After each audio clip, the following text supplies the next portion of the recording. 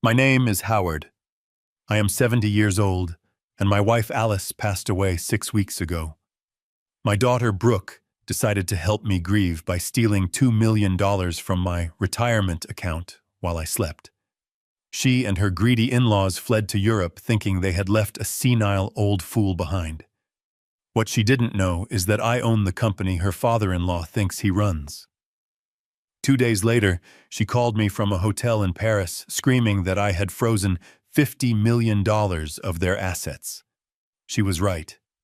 Before I tell you exactly what I said to her, let me know in the comments where you're listening from.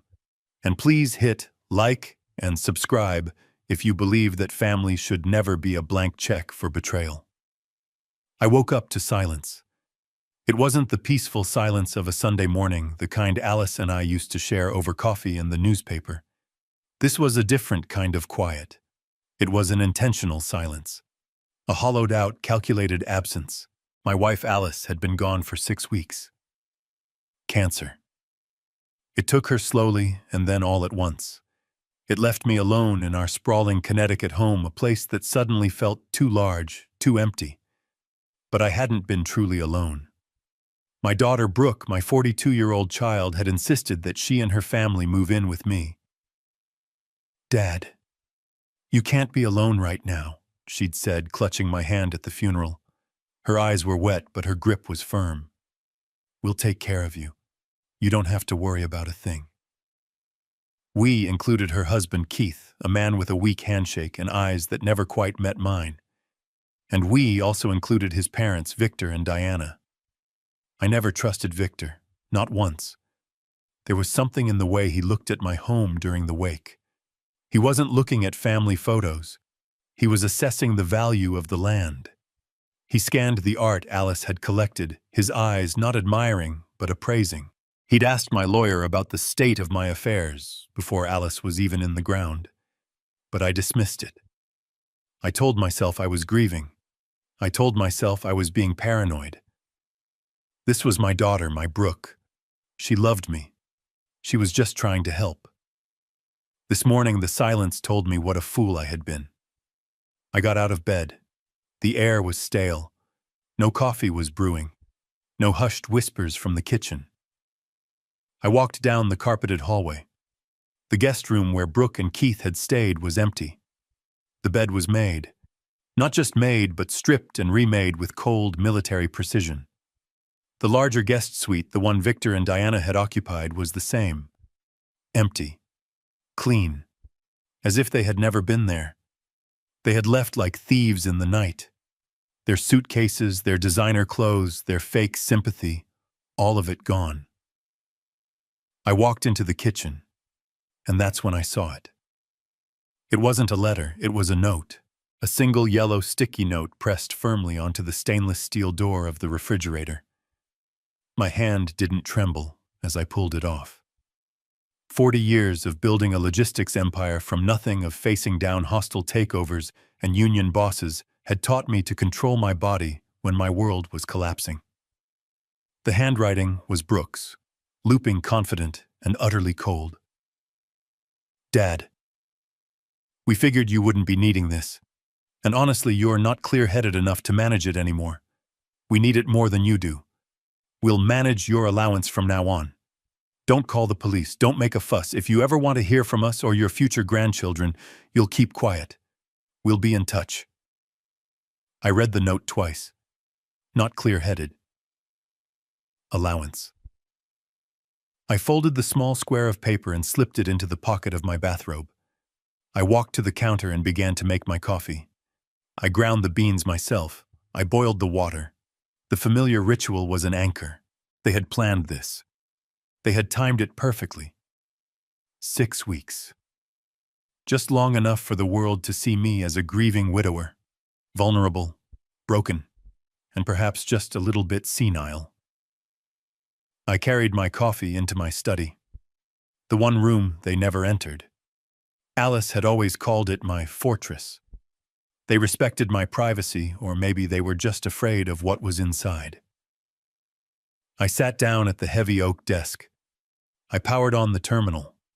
Not a simple laptop, a secure, hardwired trading terminal. I didn't log into my public email. I logged into my private banking portal. I had set up a joint trust account for Brooke years ago. An emergency fund, I'd called it. A gift. It wasn't a gift. It was a test.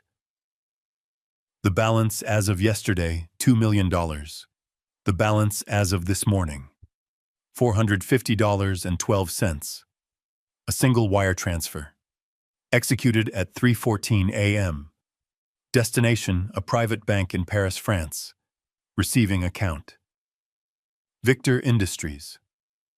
So, it was him. Brooke was the hand, but Victor was the brain. They had used my daughter's access as the key, and Victor had turned it. I took a sip of my coffee. It was perfectly bitter. I looked at the photograph of Alice on my desk. She was smiling at me, that all-knowing smile I had both loved and feared for 45 years. "You were right, Alice. You were always right," I whispered to the empty room. I remembered her words just days before she passed. Her voice was as thin as paper, but her eyes were still steel. "Howard," she'd whispered, grabbing my wrist with a strength I didn't know she had left. "Be careful. Watch Victor. He's a snake. You know what he did to us. He's never forgiven you for the buyout." "Alice, that was 30 years ago," I'd argued. "He's family now, through Brooke." "He is not family," she insisted, her eyes burning into mine. "He's an opportunist, and he's teaching our daughter to be one too.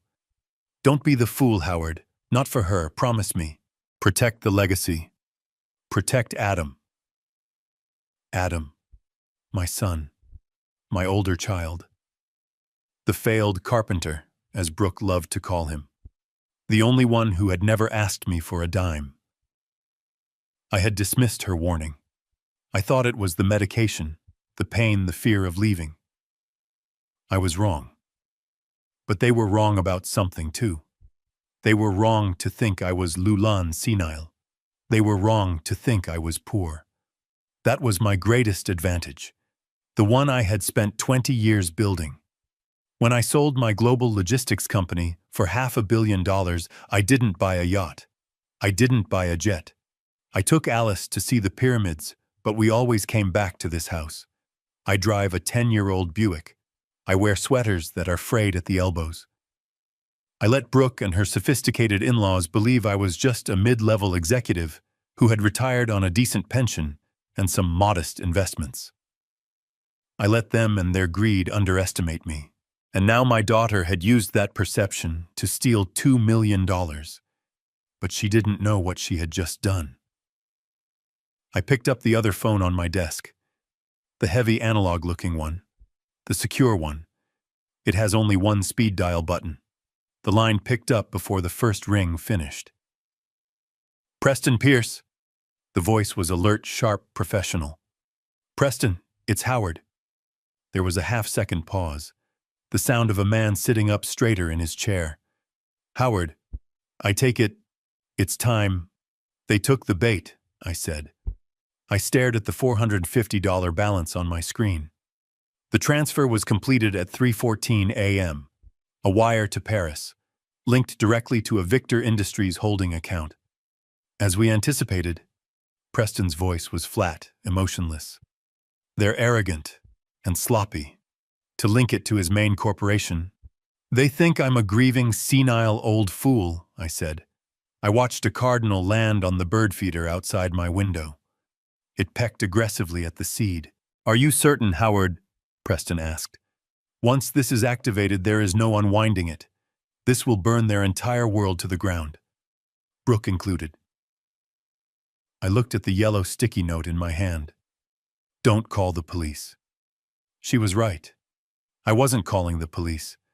I was calling someone far more effective. "Alice made me promise," I said, my voice cold. "She made me promise I wouldn't be the fool. Activate Jiao Thuk Omega. Immediately." "Understood," Preston said. "I'll contact Adam." "No," I cut him off. "Leave Adam out of this. He needs plausible deniability. Let him keep thinking I'm just his retired, harmless old dad. He's been hurt enough by Brooke's greed. This one is on me. As you wish, Howard. The protocol is active. They'll likely land in Paris, check into their luxury hotel, order some champagne. By the time they wake up tomorrow, the trap will be sprung. I'll be in touch.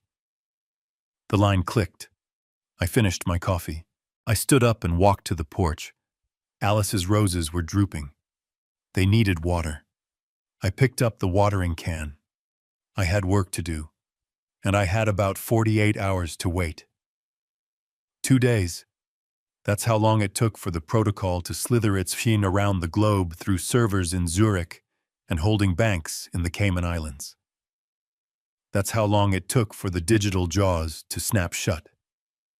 For those 2 days, I lived in perfect peace. The silence of the house was no longer an absence. It was a relief. I pruned Alice's roses. I fixed the squeaky third step on the porch. I reorganized my woodworking shop. I slept a full 8 hours for the first time since Alice passed.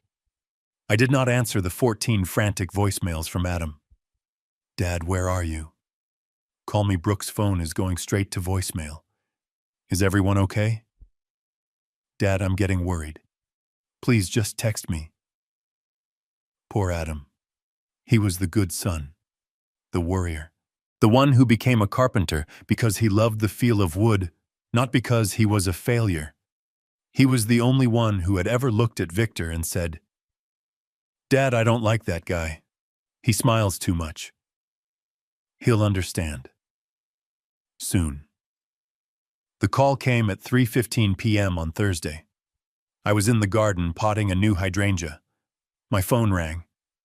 The screen lit up with an international number. Country code +33. Paris. I let it ring. Once, twice, 3 times.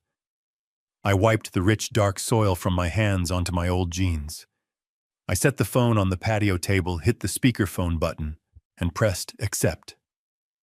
The first sound wasn't a word. It was a scream. A high-pitched, hysterical shriek ripped raw with panic and pure, undiluted rage. I hate you! What did you do? You have to stop this now! It was Brooke. She was sobbing, hyperventilating. Brooke, honey, is that you? I kept my voice slow, calm, purposefully confused. My goodness, you sound terrible. Is everything all right? How is Paris? Did you get a chance to see the Eiffel Tower? Stop it! She shrieked. Don't you dare! How is Paris me? You knew you did this on purpose. Did what, Brooke? I'm just an old man in his garden. You're the one in France. You're the one with $2 million of my money. They're going to arrest us, she screamed. I could hear other voices now. Diana, her mother-in-law, also screaming. Tell him to call it off. Tell him it was a misunderstanding. And then Victor's voice, low and full of menace, boomed over the line. Howard, you senile old bastard. I'll kill you for this. You think you're clever. You set me up. Hello, Victor, I said, leaning back in my wicker chair. It's been a long time since I heard that tone of voice. Not since 1995, I believe. Right before you tried to liquidate our shared company behind my back.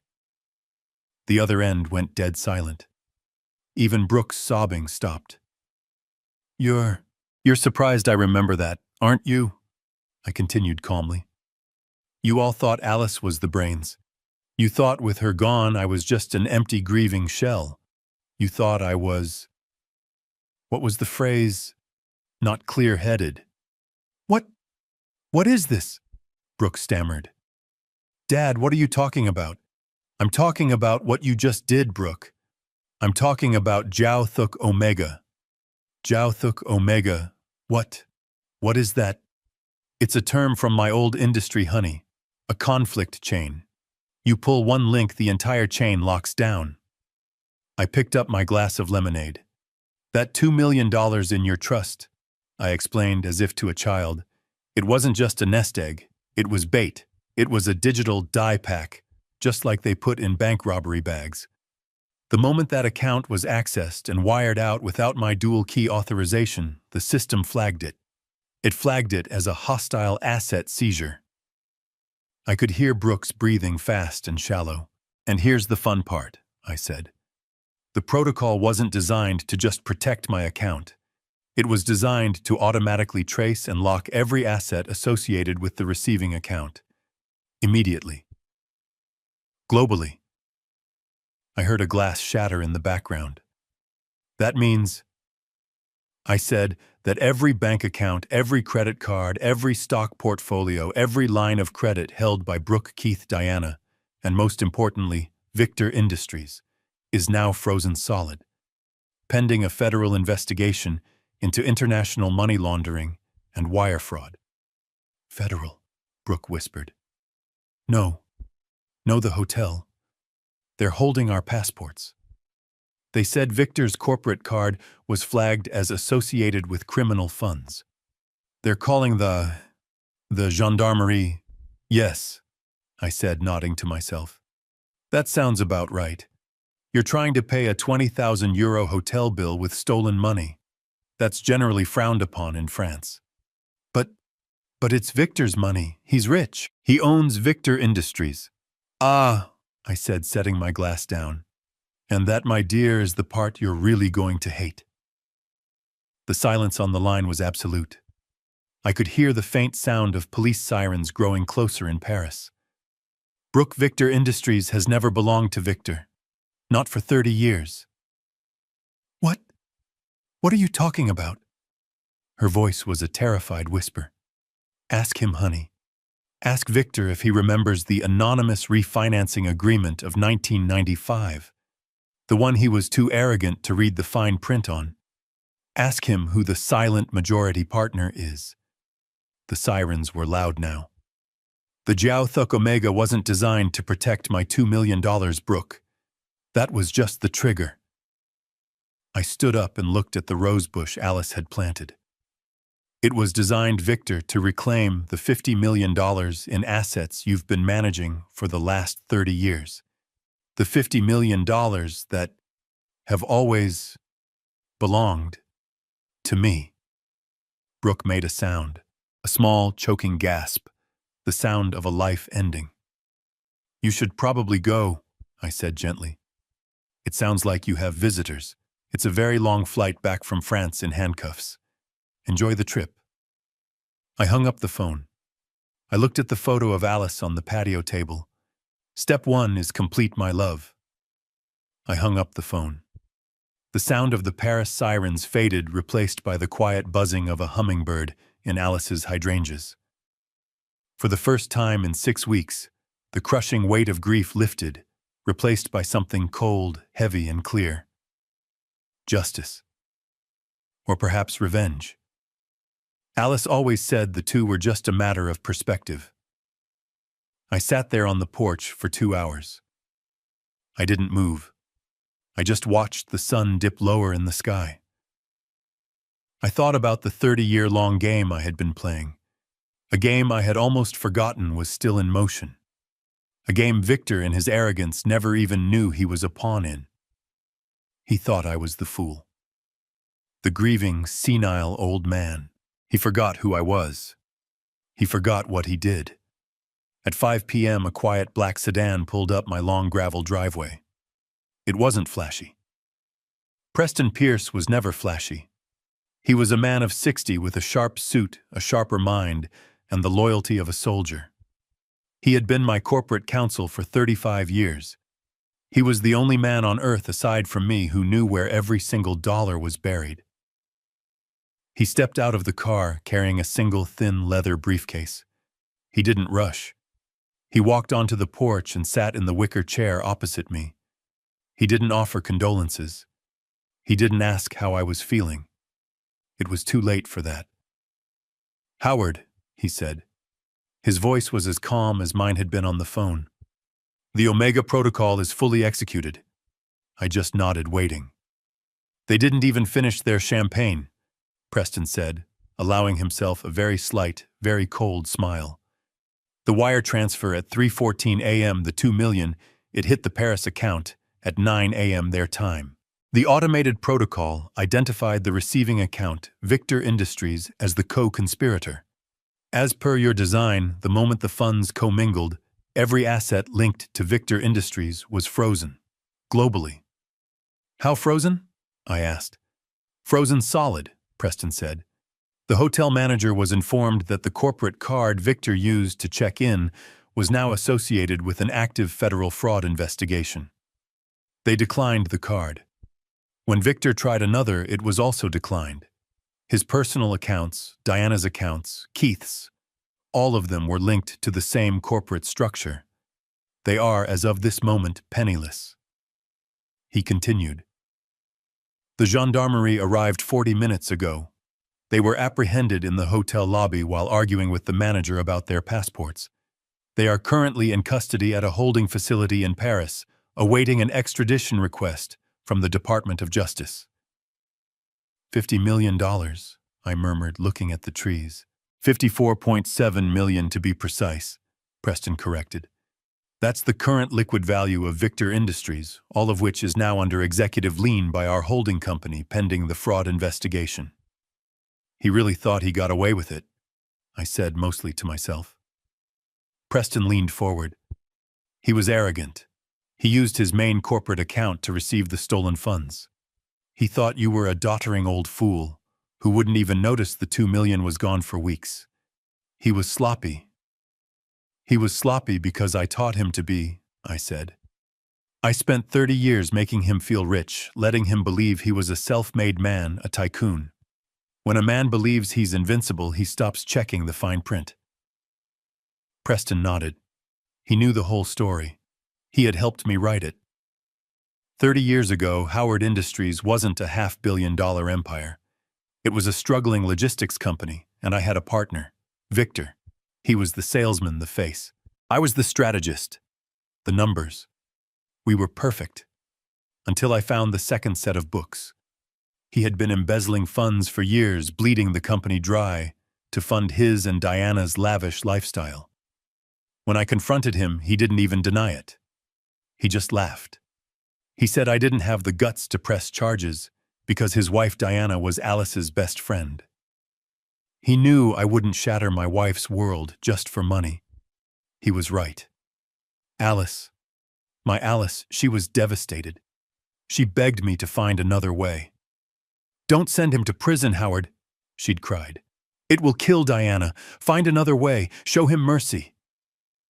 So I did. I showed him mercy. Or rather, I showed him my version of mercy. I told Victor I wouldn't press charges. I would buy him out. I would even give him seed money to start his own smaller company. Victor Industries, he called it. He was so proud. He thought I was a fool. A soft-hearted idiot easily manipulated by his wife.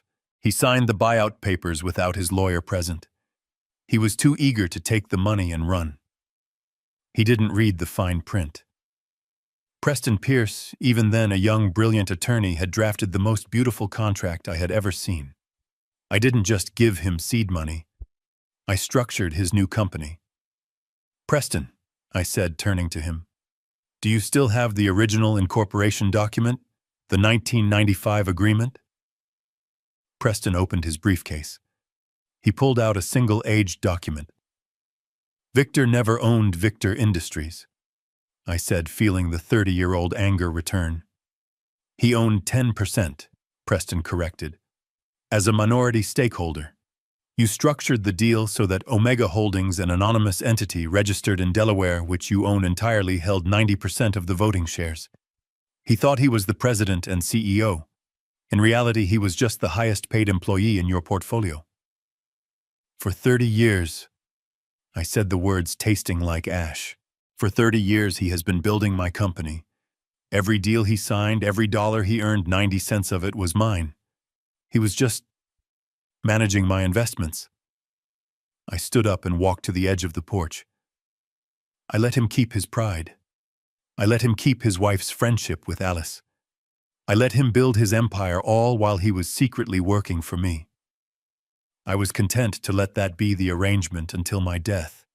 He would have died a rich, arrogant, ignorant man. I turned back to Preston. But he got greedy. He wasn't satisfied with the 50 million I let him have. He had to come after me. He had to prey on my grief. He had to turn my own daughter against me. He had to steal the $2 million I set aside for Brooke, the $2 million I had earned, to pay for his vacation. Using my daughter. My voice was shaking. He didn't just betray me again, Preston. He betrayed Alice. He betrayed her memory. He took the mercy she begged me to give him, and he tried to use it to destroy her family. Preston closed his briefcase. The gentle click of the latches echoed in the quiet air. "The mercy, Howard," Preston said softly, "is now officially revoked." He stood up. "They are being put on a plane tomorrow. The Department of Justice is fast-tracking the extradition. They will be in a federal holding facility in New York in 48 hours. He paused, adjusting his tie. "Howard, the legal victory is complete. The assets are secured. But the family problem has just begun." I knew what he was asking. "Victor, Diana, and Keith. They are criminals," I said. "They will face the consequences." "And Brooke?" Preston asked. I stared at the rose bushes, the ones Alice loved. "She is still your daughter," Preston said, not as a lawyer, but as the man who had watched her grow up. "This will destroy her. This is a choice you have to make. What do you want to do next?" Preston left. I sat on the porch as the sun went down the black sedan, disappearing down the long drive. The air was cool. For the first time, I felt the chill. I was victorious. I had secured the assets. The trap I set 30 years ago had finally sprung, and the rats were caught. But I felt no triumph. I had just confirmed that my daughter, my only daughter, was a thief. I had confirmed that her husband and his family were conspirators willing to exploit my grief and Alice's death to steal from me. I had won the war, but I had lost my family. I sat there for a long time. The next 48 hours were a blur of logistics. Preston handled the legal firestorm from his New York office. The extradition papers were filed. The Department of Justice, now recognizing a massive multi-million-dollar case of corporate fraud, was moving faster than I had ever seen them move. I didn't answer my phone. I let the voicemails pile up. They were all from Adam, my son, my firstborn. The first message was frantic. "Dad, where are you? Call me, I'm worried."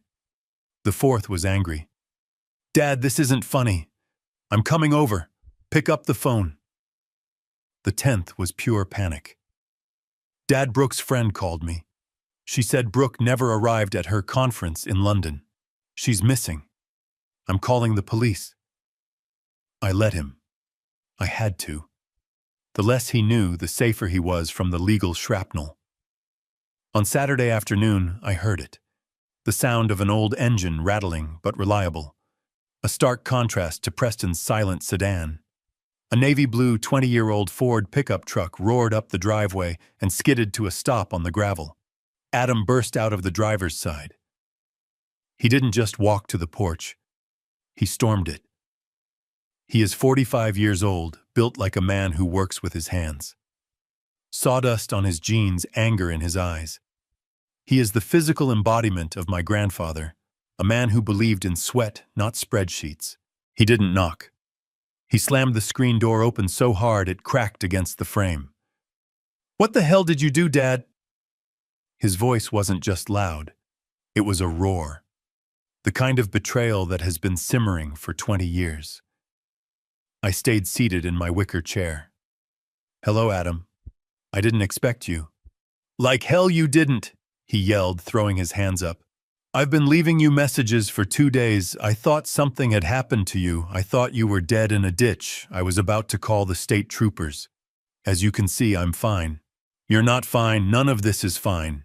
He was pacing on the porch, a caged animal. "I just got a call, Dad, from Brooke, from a prison in Paris, France." He stopped and jabbed a thick, calloused finger at me. She was sobbing, incoherent. "She said you did this. She said you set her up, that you froze. $50 million. What is going on, Dad? What aren't you telling me? I looked at him. My son. The strong one. The reliable one. The one I had ignored. I didn't set Brooke up, I said calmly. I set a trap. She walked into it. A trap. Adam's face twisted in disbelief. What are you talking about? A trap for what? $2 million. She stole $2 million from you. Is that what this is? She did, I said. Adam kicked one of the porch columns. And this is your answer? To freeze 50 million, to have your own daughter arrested in a foreign country. Are you insane? This is Victor, isn't it? That bastard finally got what he wanted. He finally turned her completely against you. Yes, I said. It was Victor. Adam's anger suddenly deflated, replaced by a deep, familiar resentment. He slumped into the chair opposite me, but he sat on the edge, still tense. I told you, he whispered, his voice cracking. I told you, Dad. The day she married Keith. I said, these people are poison. I saw the way Victor looked at Mom, at her jewelry. I saw the way Diana looked at this house. I told you they were parasites. He looked up at me, his eyes shining with unshed tears of frustration. And what did you say to me? What did you always say? I remained silent. I let him speak. You're projecting, Adam. That's what you said. You're just jealous of your sister's success, Adam. Why can't you be more supportive, Adam? He stood up again, the anger returning. Success.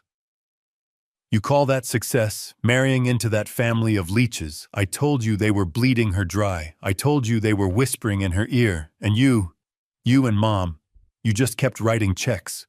Oh, Brooke needs a new car. Oh, Brooke and Keith need help with a down payment. Oh, Victor's investments are a sure thing. He laughed, a bitter, harsh sound. And what about me? What about my life? I built my business from nothing, with my own 2 hands. I didn't ask you for a dime. And you looked at me. You always looked at me like I was the failure. The failed carpenter. The son who wasted his potential, who didn't go to Yale, who got his hands dirty. He leaned in close, his face inches from mine. And now, after all these years, she calls me. From a French prison. Why me, Dad? Why does she call the failure? He tapped his own chest. Because she knows I'm the sucker. I'm the reliable one. I'm the idiot brother who will mortgage his own house to bail her out. She and her slimy in-laws burn the whole world down, and I'm supposed to show up with a fire extinguisher just like always. He shook his head exhausted, and finally sat back down. And you just let her. The silence stretched between us. The hummingbird had gone. I let his words hang in the air. Every single one of them was true. I had been blind. I had been weak. Alice had warned me. Adam had warned me. I had ignored them both, all in the name of keeping the peace for a daughter who had just spit on her mother's grave. Finally, I spoke. You're right. Adam looked up surprised. He had expected me to argue, to defend her. I was blind, I said. My voice was quiet, but it carried the weight of my shame. Your mother, she tried to warn me, right at the end. She told me Victor was a snake. She told me they had corrupted Brooke. She told me to protect you. Adam's expression softened. He had loved his mother fiercely. I didn't listen, I continued. I thought I could manage it. I thought I could protect Brooke from her own mistakes from them. I thought I could buy their good behavior. I stood up and walked to the door of my study. I ended up protecting her from reality, and in doing so I let her and those vultures disrespect you. I let them treat you like the failure. That was my failure, Adam, not yours. I am sorry. Adam just stared at me. In 45 years, he had never heard me apologize. He didn't know what to do. Come inside, I said. There's something you need to see." He followed me, confused. I walked into the study. The room smelled of old books and lemon oil. I walked to the large built-in bookshelf, the one my own grandfather had built. I pulled on the spine of an antique copy of Moby Dick. There was a quiet click. A section of the bookshelf swung inward, revealing a walk-in vault. Adam's jaw dropped. What the hell is that?" "Your mother called it the fortress," I said. "I call it insurance." I entered the vault. It was lined with filing cabinets and a large black fireproof safe. Adam followed, his eyes wide. I thought you were just a retired exec. I thought you had a pension. I thought the house was all you had." "That's what I wanted you to think," I said. "It's what I wanted everyone to think." I spun the dial on the safe. A series of clicks, and the heavy door swung open. It wasn't full of gold bars or cash. It was full of documents, binders, portfolios. I pulled out a thick, leather-bound portfolio. It was heavy. I walked back out to the desk and placed it in front of him. The embossed gold letters on the front read, Omega Holdings, LLC. "What is this?" Adam asked, his voice a whisper. "That," I said, "is us. It's the parent company. It's the entity that owns 90% of Victor Industries. It's the entity that owns the shipping lines in Singapore, the real estate in Dubai, and the tech patents in California. It's the $500 million company I built after Victor tried to ruin me 30 years ago." Adam just stared at it. He didn't understand. "I wasn't testing you to see if you'd be a good carpenter's son," I said. "I was testing you to see if you'd be a good man. A man who wasn't corrupted by the money he thought he'd get. A man who built his own life, who found dignity in his own work, who didn't wait for a handout." I opened the portfolio. Inside were the corporate transfer agreements. "Your sister, she thought I was a fool to be pitied. Victor thought I was a ghost to be robbed." I took a pen from my desk. You just thought I was your dad." I signed the transfer document. The one Preston had drafted 10 years ago. 50% of Omega Holdings. It's yours. Welcome to the board." I pushed the portfolio across the desk. Adam didn't move. He stared at the signature. He stared at the corporate charter. He slowly opened the first page, looked at the asset summary, at the string of zeros. He looked up at me. His face was pale. 50%, he stammered. "Dad, I don't thank me." I cut him off, my voice turning to steel. "I'm not giving you a gift. I'm giving you a job. Your sister and her in-laws are being extradited to New York. They're arriving tomorrow." I closed the safe. The heavy thud of the bolt locking into place echoed in the study. "I need you to help me clean up this mess." Adam stood there for a long moment. He looked at the portfolio. He looked at me. He looked at his own hands, calloused and stained with wood varnish. Then he did something I hadn't seen in 20 years. He straightened up. He wasn't the failed carpenter anymore. He was my son. He closed the portfolio with a decisive snap. "Okay," he said. His voice was different, deeper, steadier. "What do we do first?" I allowed myself a small smile. "First," I said, putting on my jacket, "we go to the prison, and we finish this." Adam drove us to the Federal Detention Center in New York. He didn't drive his old pickup truck. He drove the black sedan Preston had left for him. He looked stiff in the suit Preston had also provided. He was still processing the fact that his bank account, his real bank account, now had 9 zeros in it. He was quiet on the drive. I was too. "Are you sure about this, Dad?" he finally asked, his hands gripping the steering wheel. "Seeing them after everything." "Yes," I said. "This isn't for them. It's for us." He just nodded. "The new security team is meeting us there. Preston set it up." "Good." The prison wasn't an old stone fortress. It was a modern tower of glass and steel in downtown Manhattan. It was sterile cold and smelled of bleach and despair. We went through security, metal detectors, ID checks, heavy doors that buzzed and clicked locking behind us with a terrifying finality. This was the world Victor and Diana now inhabited. A world without Italian leather shoes and corporate expense accounts. We were led to a small private interrogation room, not the main visiting hall. Preston had arranged it. A bare table, 4 chairs, a two-way mirror. We sat down. The chairs were hard plastic bolted to the floor. Adam looked uncomfortable in his suit. I feel like I'm in a movie. We all are, son, I said. We just didn't know I was the one directing it. We waited for 10 minutes. The silence was thick. Then the door buzzed. A guard led them in. I had prepared myself. I thought I was ready. But seeing them, it was still a shock.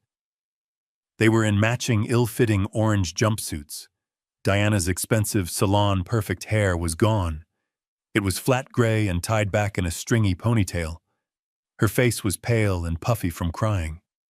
The diamonds were gone. Victor, he looked like a broken man. The arrogance was gone, replaced by a twitch in his left eye. He had a 2-day-old stubble. His hands were cuffed in front of him. He looked for the first time in his life exactly like what he was, a common criminal. When Victor saw me, his eyes widened, not with remorse, with rage. You, he hissed, lunging forward before the guard pushed him back into a chair. You did this, Howard. You set me up, you senile old. Victor, shut up! Diana shrieked, collapsing into her own chair. She was looking at me, but her eyes were desperate. Howard? Oh, thank God, Howard. You have to stop this. You have to tell them it's a mistake. Adam just sat beside me, silent. He folded his arms, his carpenter's muscles straining against the fabric of his new suit. He was a mountain of quiet judgment. A mistake, Diana? I asked. My voice was quiet. Yes. Yes, it was Brooke, she cried, leaning forward. The chains on her handcuffs rattled against the metal table. It was all Brooke. She lied to us. She told us you were losing it, that you weren't well since she passed. Victor caught on. The rage vanished, replaced by a slimy, pathetic plea. She's right, Howard, he said, trying to sound reasonable. We were worried about you. Brooke came to us. She said you were confused. She said Adam was taking advantage, trying to move money around while you were grieving. She said she needed to protect the family assets, to protect you. I stared at them. The 2 people who had sat in my house, eaten my food, drank my wine, all while plotting to use my daughter to rob me. And now, at the first sign of consequences, they threw her to the wolves to save themselves. It was exactly what Alice had said they would do. Protect me? I asked. Yes, Diana sobbed. We were just trying to help. We thought we were securing the money for you. Brooke said she would put it in a safe account where Adam couldn't get it. We were just helping our daughter-in-law, help her poor sick father. We didn't know about the freeze. We didn't know about any Omega. Whatever it is, we're innocent, Howard. We're victims just like you. Adam let out a short, harsh laugh. It sounded like a bark.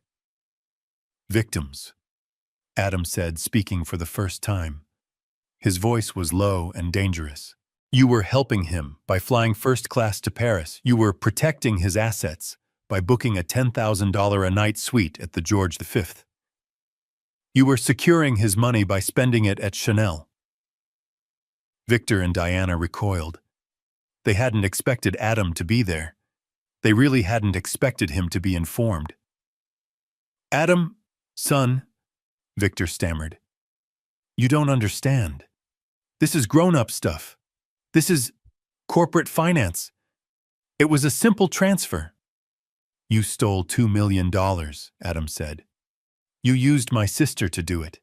And now you're sitting there in orange jumpsuits trying to blame her for the whole thing. You're pathetic. How dare you? Diana shrieked. We are your elders. We are Keith's parents. You are thieves, I said. My voice cut through her hysteria. The room went silent again. I looked at Victor. You were worried about the family assets, Victor. Is that what you said? Yes, he said, nodding eagerly. The company, my money. You can't let them take my company, Howard. It's my life. Your company, I repeated slowly. Victor Industries. All $54 million of it. The company you built from the ground up. Yes, he said, a flicker of his old arrogance returning. I built it. They can't take it from me. You have to tell them. Tell them it's separate from Brooks. Mistake. The problem is Victor. I said, they can take it, and I can't stop them, because it was never your company to begin with. Victor stared at me. The twitch in his eye became more pronounced. What? What are you talking about? Of course it's my company. I founded it. No, I said. You didn't. I did. I looked at Adam. He reached into the leather portfolio he was carrying, the one I had given him yesterday. He pulled out the document, the 1995 agreement. He slid it across the table. Victor looked at it, confused. What is this? This is the buyout. This is the seed money you gave me. I never gave you seed money, Victor, I said. I structured your debt. You were too arrogant to read the fine print. You were just so happy to get away with robbing me the first time you didn't bother to ask what the terms of my mercy were. Adam leaned forward. He pointed to a line on the document. You should read that, Victor, Adam said. Section 4, subsection B, controlling shareholder. Victor's eyes scanned the page. His face was pale. I don't understand, Diana whispered, looking at the document. What is Omega Holdings? Omega Holdings, I said, is me. It's the parent corporation I founded in Delaware after I discovered this man, I pointed at Victor, had been robbing me blind for 3 years. I leaned in, my voice dropping. When Alice begged me to show you mercy, I did. I didn't send you to prison. I gave you a job. You owned 10% of Victor Industries, Victor. Just enough to give you a title. Just enough to make you feel like a boss. But the other 90%, the controlling interest, has belonged to Omega Holdings for 30 years. Victor was shaking his head. No, that's illegal. It's perfectly legal, Preston's voice said. He had entered the room silently, standing by the door with the guards. It's called an anonymous majority share. You were the president, Victor, but you were an employee. You were managing my client's assets. You were building his company. You just didn't know it. Victor looked at me. The full crushing weight of the 30-year deception was landing on him. My house, he whispered. Corporate property, Preston said, held in trust by Omega. My car, corporate lease. My salary, my bonuses, were paid to you. I said, by me. You were the best paid employee I ever had, Victor. You made me a fortune. You just spent 30 years building an empire for the one man you hate most in the world, and I was content to let you live out your fantasy. I was content to let you die a rich man, ignorant and arrogant to the end. I did it for Alice. I kept the peace. I stood up. But then, you got greedy. You weren't satisfied with the 50 million I let you play with. You had to come for more. You had to prey on my grief. You had to use my daughter. You had to steal my personal money. I leaned down until my face was just inches from his. You didn't just break our deal, Victor. You betrayed my wife's memory, and in doing so, you voided the only protection you ever had. Victor made a sound, a deep guttural sound from the back of his throat. He stared at the document. He looked at the bars on the window. He looked at me. His entire life. His success. His status, the arrogance that defined him. It was all a lie. A carefully constructed cage that I had built around him. He wasn't a tycoon. He was a manager. He wasn't rich. He was allowed to be rich. He didn't fall. He just broke. He slumped forward, his cuffed hands hitting the table. He started to laugh. It wasn't a normal laugh. It was the sound of a mind snapping. A high-pitched, hysterical cackle that echoed off the cinder block walls. He! He! He pointed at me, laughing and crying at the same time. He beat me! 30 years! 30 years! Diana didn't laugh. She screamed, "No, you can't! That's our money, we earned it! You can't take it!" "I'm not taking anything, Diana," I said, walking to the door. "I'm just reclaiming what has always been mine." I looked back at Victor. He was still laughing, his head on the table. "By the way, Victor," I said. He looked up, his eyes wild. "You're fired." Adam and I walked out. Preston followed, closing the door on the sound of Diana's screams and Victor's terrible broken laughter. I left Adam in the waiting area. He had done his part. This next part, this was mine. The guard led me to a different room. Smaller, colder, no two-way mirror, just a gray metal table and 2 chairs bolted to the floor, all of it illuminated by a single flickering fluorescent light that buzzed overhead. I sat down and waited. The door buzzed again, a harsh grating sound. Brooke was let in. She wasn't cuffed like Victor and Diana. She was considered low risk. A witness. For now. She was a wreck. The orange jumpsuit seemed to swallow her. Her expensive blonde hair, usually perfectly styled, was greasy and matted. Her eyes were red and swollen, nearly shut from what looked like days of non-stop crying. This wasn't my daughter.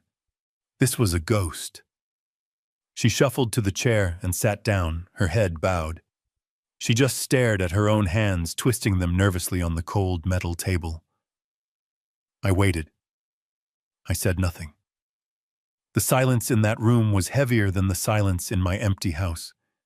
It was the sound of a life that had just detonated. "Dad," she finally whispered. Her voice was gone, just a dry, broken rasp. I didn't answer. I just looked at her. "Dad, please, say something," she begged, her voice cracking. "Yell at me, scream at me, anything. Please just say something." I said nothing. She began to sob. Not the hysterical, angry shrieks I'd heard on the phone from Paris. These were the quiet, hopeless sobs of someone who has nothing left, no cards to play, no leverage. The sound of absolute defeat.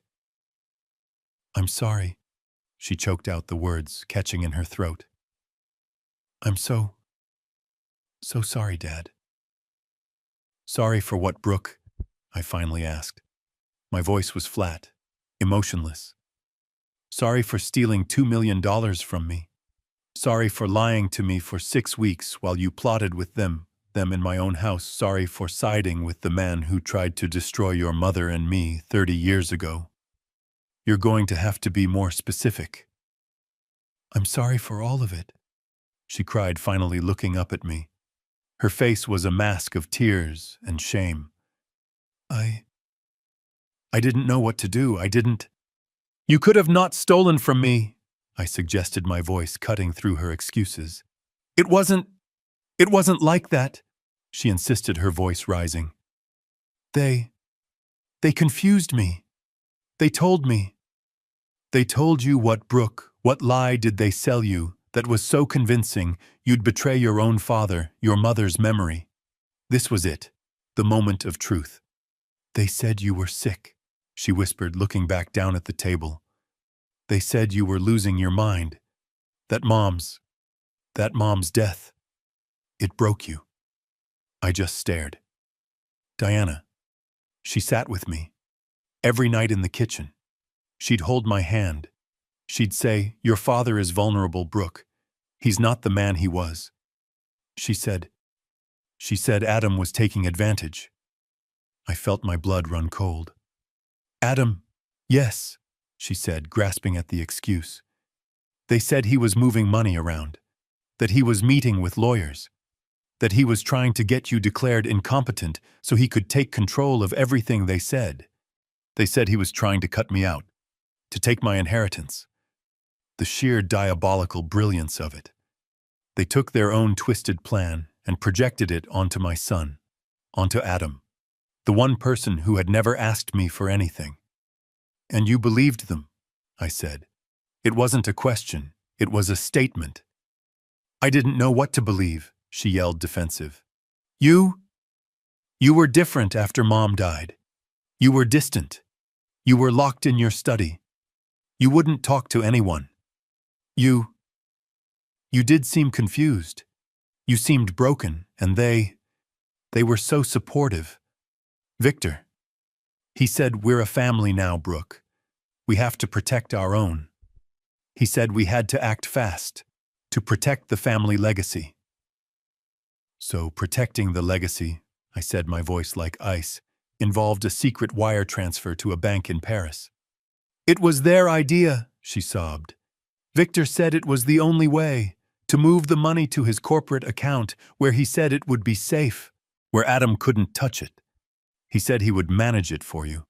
He said it was just a technical move to protect you from your own son. I looked at my daughter, my educated 42-year-old daughter. And you believed that. You believed that protecting my money meant stealing it in the middle of the night and fleeing the country. She faltered.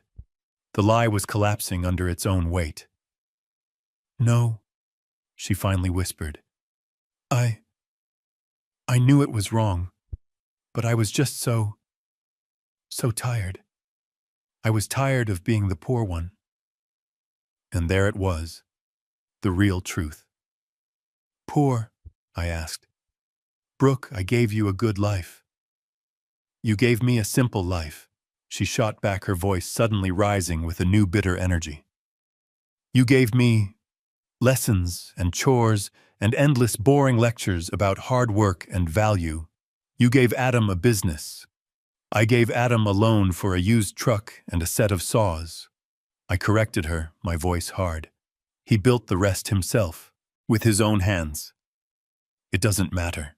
He had something of his own I had. I had Keith. And Keith's parents. They respected me. They saw my potential. They told me I deserved better. They told me I was smart, that I was wasted in that small life. Victor, he offered me a job. A real job. Vice President of Marketing. He said I had vision. Vice President, I said flatly. And what vision did that require, identifying which grieving father to rob first? I just wanted them to respect me, she cried. The fake anger crumbling back into desperation. I just wanted to belong somewhere. And they made me feel like I belonged. Like I was one of them. Victor said this was my chance. My one chance to prove my loyalty to my new family. By destroying your old one. She had no answer for that. She just put her head in her hands and wept. I let her cry. I let her sit in the cold, sterile room and feel the full weight of her choice. She chose them. She chose the glitter. She chose the fake titles, the empty promises, the easy money. She chose the people who told her she was special over the family, who showed her she was loved. I'm sorry, she whispered again, her voice muffled. Dad, please, I'll give the money back. I'll do anything. Please, just don't let them keep me here. Keith didn't even know. He just did what his father told him to do. He's weak, but he's not evil. Stop, I said. My voice was quiet, but it cut through her sobbing like a surgeon's scalpel. She went instantly silent. She looked up, her eyes wide with a new kind of fear. Stop talking. Stop lying. Stop making excuses for him, and stop making them for yourself. I leaned forward on the metal table, resting my arms on the cold surface. You're not sorry, Brooke. You're caught. There is a very big difference. No, Dad, I swear You're caught, I repeated, firmer this time. If the Omega Protocol hadn't activated, you'd be in a penthouse suite at the Ritz right now. You'd be drinking $1,000 champagne and laughing with Victor about how stupid your senile old father is. You wouldn't be calling me. You wouldn't be crying. You would be shopping on the Champs-Élysées with my money. She couldn't meet my eyes, because she knew it was the absolute truth. You are not a victim here, Brooke. You are a co-conspirator. You made a choice. You signed the wire transfer forms. You wrote that pathetic note. You lied to me for weeks. You betrayed your mother's memory, and you did it for a new car and a fancy job title. So what now? She whispered, her voice trembling. Are you just going to let me rot in here? I studied her face. My daughter. My greatest joy and my most profound failure. That, I said slowly, depends entirely on you. She looked up, a tiny, desperate spark of hope flickering in her swollen eyes. What? What do you mean, Victor and Diana? I said, are going to prison for a very, very long time. What happened in Paris? That was just the trigger. The charges against them run 30 years deep. Bank fraud, embezzlement, conspiracy. They are never getting out. And Keith, she whispered. He'll likely get a lighter sentence, I said. He's weak, just like you said.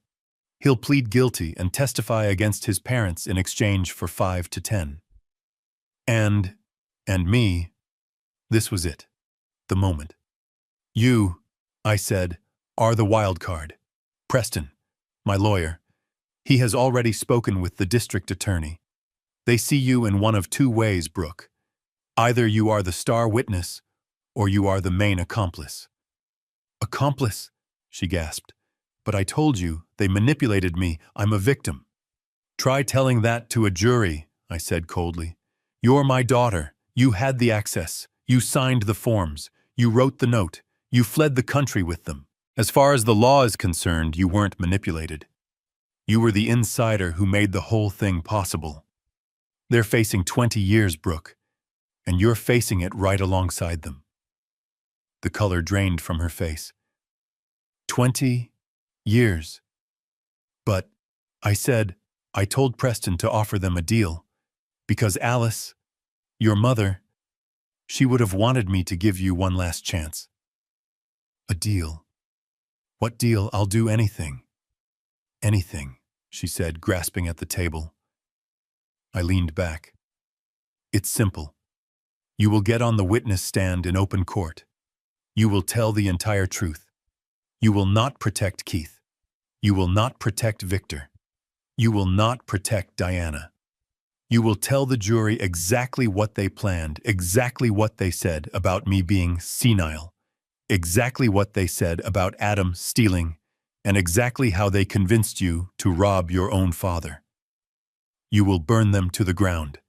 You will destroy them publicly and legally without mercy. And if I do, she whispered. If you do, I said, I will use every resource I have to ensure the district attorney recommends a suspended sentence, no jail time, probation, community service. You'll have a criminal record for the rest of your life, but you'll be free. Oh, thank you, Dad. Thank you, she cried, relief washing over her face. Yes, I'll do it. I'll do whatever you want. I'm not finished, I said. Her smile froze. That's the deal for your freedom. That is not the deal for me. What do you mean? It means you have a choice to make, Brooke, I said, standing up. The guard outside the door saw me move. The buzzer sounded. My time was up. You can testify, get your suspended sentence, and I will never speak to you again. You will be free, but you will be disinherited. You will have no father. You will have no family. You will be on your own. Forever. Or, she whispered, her eyes wide with terror. Or, I said, you do exactly what I say. You testify. You tell the truth. And after that, you come home. Not as my daughter. Not as an heiress. You come home to work. You come home to earn back the $2 million you stole $1 at a time. You come home to earn back your name. You come home to earn back me. Work, how, where? That's my choice, not yours. The guard opened the door and motioned for me to leave. I paused in the doorway. So you have a choice, Brooke. Prison or penance. Dad. Wait, please. You have 24 hours to decide, I said without looking back. Preston will be here tomorrow morning with the agreement. Choose wisely. I walked out of the room. I left her sitting alone in the cold, gray room, faced with an impossible choice. The family that had just used and betrayed her, or the father she had just robbed. Either way, the life she knew was over. The trial was set for 3 months later. 3 months of preparation. 3 months of Preston Pierce and his team of legal assassins digging into every corner of Victor's life. 3 months of Adam taking his new role as co-owner of Omega Holdings with a terrifying seriousness. And 3 months of silence from Brooke. She had accepted the deal. She was out on bail, living in a small, court-approved apartment, her passport surrendered. Her husband Keith was in a separate holding facility. He had already turned, agreeing to testify against his own parents in exchange for a lighter sentence. He was weak, just as Brooke had said. Victor and Diana, however, were not weak. They were defiant. They had hired a shark named Shaw, a high-priced defense attorney known for turning juries against sympathetic victims. I knew his strategy before he ever opened his mouth. He wasn't going to defend their actions. He was going to attack mine. The day of the trial, the courtroom was a circus. Media vans were parked all the way down the block. This was the biggest corporate fraud case New York had seen in a decade. I sat in the front row directly behind the prosecution table. Adam sat next to me. He wasn't wearing his carpenter's jeans. He was wearing a simple, dark, perfectly tailored suit. He didn't look like a carpenter. He looked like my son. He looked like my partner. The door to the side buzzed, and they were led in. Victor and Diana. They weren't in orange jumpsuits anymore. They were in power suits. Diana's hair was perfect. Victor looked rested, confident. He smiled at the jury as he sat down. They looked like the victims. The respected business leaders who had been wrongfully accused by a grieving, vindictive old man. This was the game. Preston Pierce, acting as the lead attorney for Omega Holdings alongside the assistant district attorney, stood up. He was not a showman. He was an executioner. He laid out the case with surgical precision. He didn't start with the $2 million. He started 30 years ago. He laid out the first embezzlement, the second set of books, the betrayal, and then he laid out my mercy. The courtroom murmured as Preston explained the 1995 agreement, as he explained that Victor Industries, a $54 million company, was and always had been 90% owned by an anonymous holding company. He explained how that holding company, Omega, was owned by me. Victor's lawyer, Shaw, was practically giddy. He was smiling. This was exactly what he wanted. When it was his turn, Shaw stood up. He was all charm. "Ladies and gentlemen," he said, his voice smooth as silk, "the prosecution wants to paint a picture of a clever corporate takedown. What I'm going to show you is a story of a bitter, vindictive, and obscenely wealthy man. A man who held a 30-year grudge. A man who waited like a spider for the perfect moment to destroy his rival." He pointed at Victor. That man Victor made a mistake 30 years ago. And for that, Howard, my client's partner, didn't just forgive him. He enslaved him. He turned him into a corporate puppet. He let him think he was a CEO, all while holding the strings. The jury was listening. And then Shaw boomed. When his own wife passed this, grieving, man saw his chance. He saw his daughter Brooke in pain. He saw her family trying to help. And he used her vulnerability. He didn't just set a trap. He baited it. He baited it with his own daughter. The next day I was called to the stand.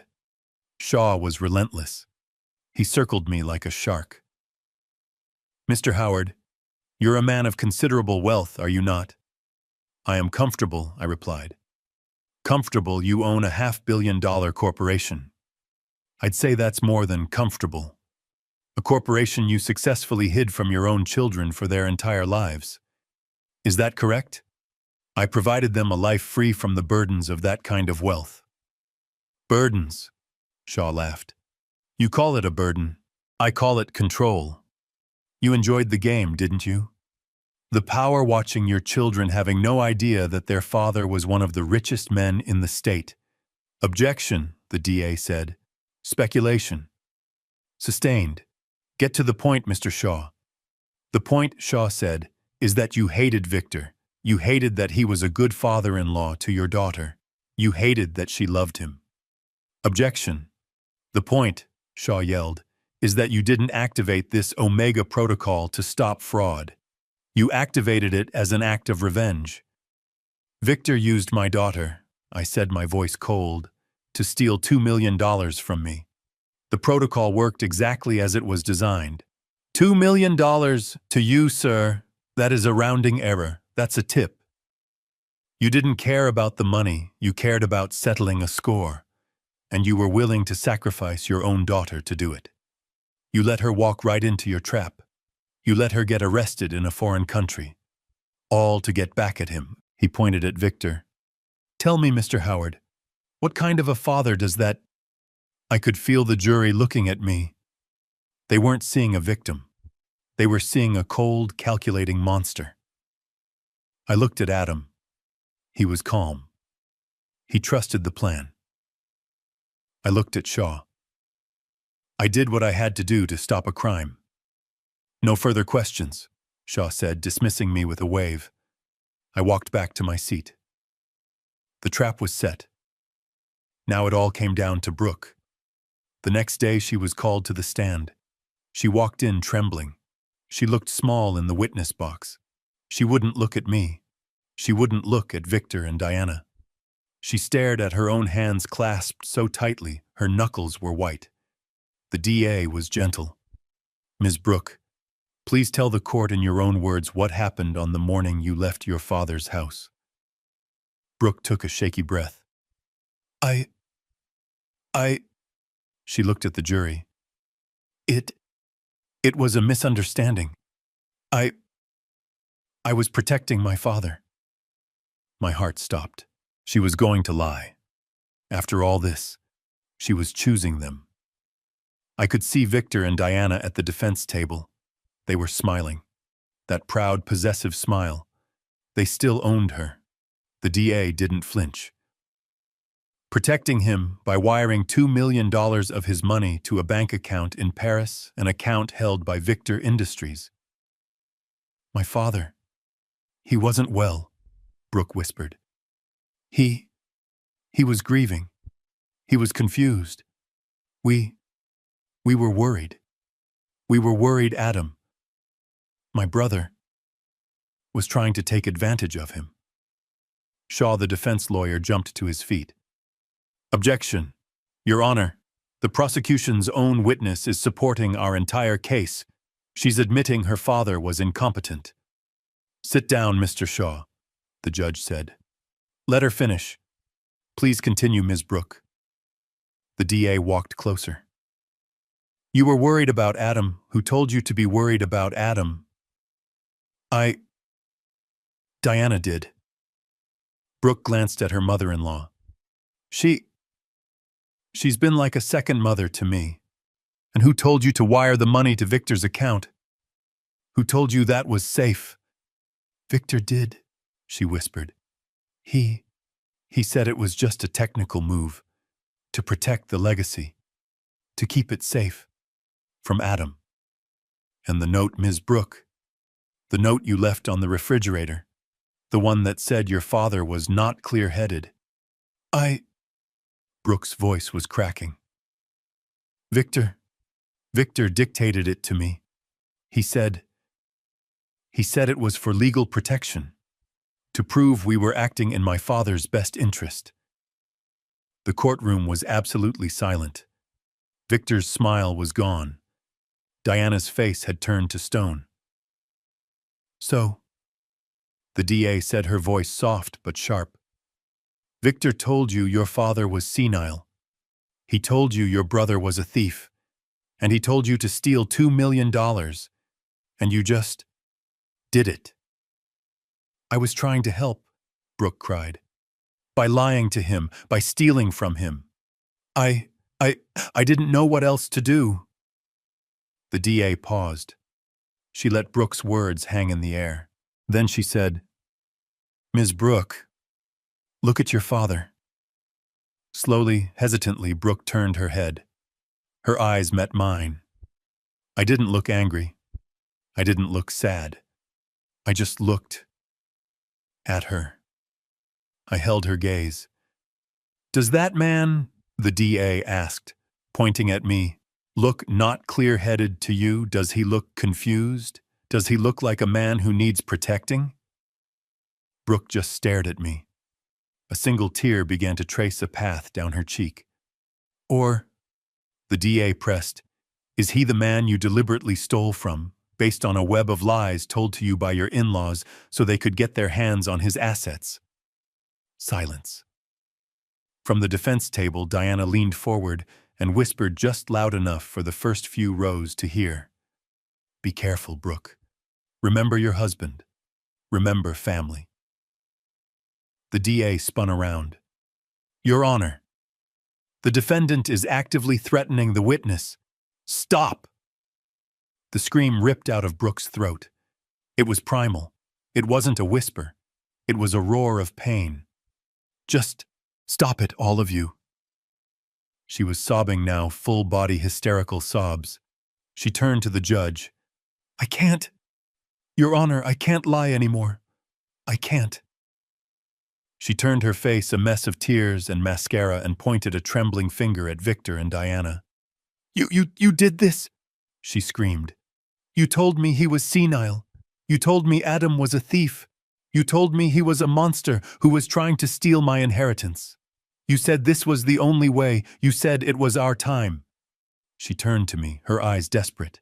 And you just let me. You knew what they were. You let me walk right into it. You let me fail. Objection, Shaw roared. The witness is hysterical. She's compromising. I'm not hysterical, Brooke screamed back. I'm telling the truth. She looked at the jury, her voice breaking. It's true. All of it. They planned it. They told me what to write in the note. They told me to get his banking information. Victor said. He said that once he was gone, that we would all be taken care of. He said Dad was a cruel man. He said Dad deserved it for what he did to him 30 years ago. She collapsed forward, her head hitting the wooden rail of the witness box, sobbing. I'm sorry, Dad. I'm so sorry. I just wanted him to be proud of me. I wanted to belong. The courtroom was in chaos. The judge was banging his gavel. Order in the court. Victor was on his feet screaming. She's lying. She's making it up. She's the one. It was all her idea. Diana was as white as a sheet staring into space. She knew. It was over. The trial didn't last much longer. The defense had no case. Brooke's testimony had been the final nail. Keith's testimony, which followed, was just a formality, confirming every detail of his father's manipulative plan. The closing arguments were brief. The jury was out for 45 minutes. We all stood as they filed back in. On the charge of conspiracy to commit wire fraud against Victor, last name, how do you find Pooh guilty? On the charge of bank fraud against Victor, last name, how do you find guilty? On the charge of international money laundering against Victor, last name, how do you find guilty? One by one the hammer fell. For Victor. For Diana. For Keith. I looked at Adam. He closed his eyes and let out a long, slow breath. A breath he seemed to have been holding for his entire adult life. The sentencing was swift. The judge called their crimes a diabolical and parasitic conspiracy preying on the grief of a good man. Victor as the mastermind and a repeat offender for his previous embezzlement, 20 years in federal prison. Diana for her role as co-conspirator and her cruel emotional manipulation of Brooke, 15 years. Keith for his cooperation, 5 years. And then there was Brooke. She stood alone, trembling. The judge looked at her. Ms. Brooke, your actions were both appalling and tragic. You were a party to a crime against your own father, but you were also clearly a victim of profound manipulation.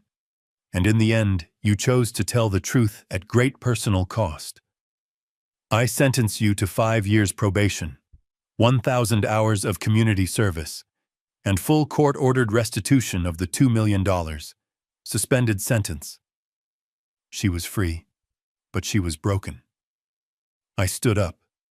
The media swarmed me, shouting questions. I ignored them. Adam put a hand on my back. I walked past the defense table. Victor saw me. He lunged, his face purple with rage, but the marshals had him. "You'll never get away with this, Howard!" He screamed, his voice echoing in the courtroom. "You won't win, I stopped. I turned and looked at him. A small, pathetic, broken man in an expensive suit about to be traded for an orange jumpsuit. I already did. The drive home from the courthouse was the longest hour of my life. Adam drove the black sedan. I sat in the passenger seat. Brooke, my daughter, the one who had just been convicted of a federal crime, sat in the back. She was silent. She hadn't said a single word since the judge, in a moment of mercy she did not deserve, had granted her a suspended sentence. The air in the car was thick, toxic. It was the silence of a funeral. It was the sound of a family that had been ripped apart, not by grief, but by greed. We pulled up the long gravel driveway. The house, my house, looked the same as it always had.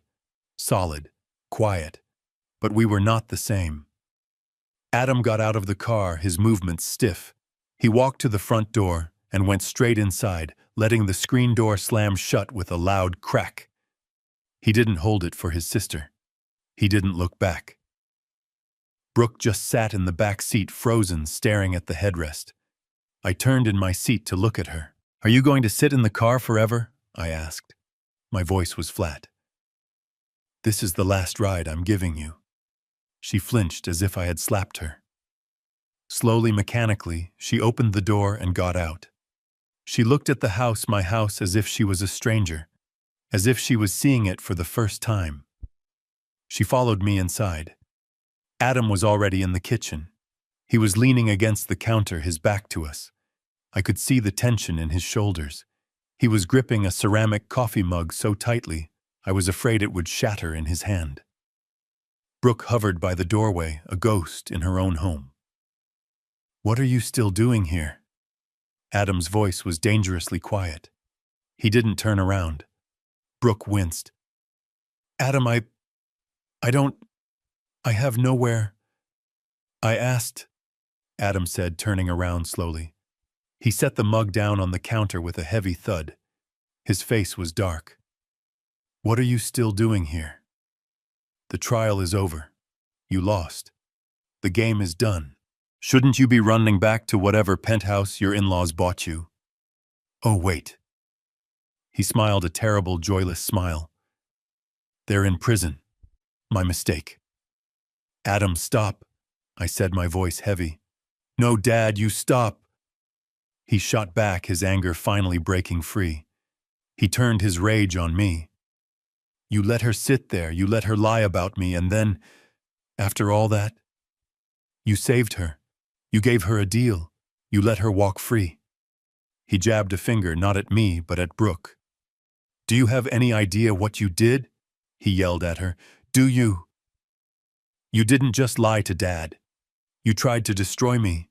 You sat on that stand and told the jury I was a thief, that I was trying to have our father committed. I didn't mean it, Adam. Brooke's voice was a desperate whisper. They made me say it, Victor and Diana. They told me. They told you. Adam took a step toward her. Brooke shrank back. They told you to betray your own brother. They told you to call me a failure, a criminal.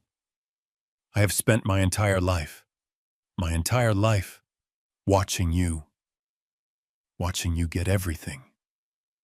Watching you be the golden child, the princess.